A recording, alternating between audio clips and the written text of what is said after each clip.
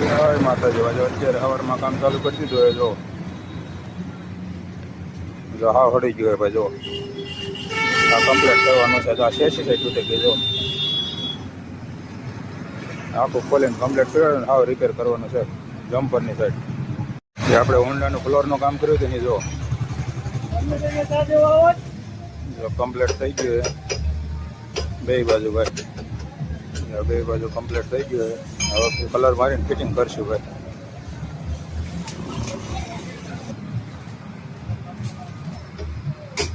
ભૂ હાલ્યા હવે પાણીની લોટો લઈને અને ચા પીવા જાય.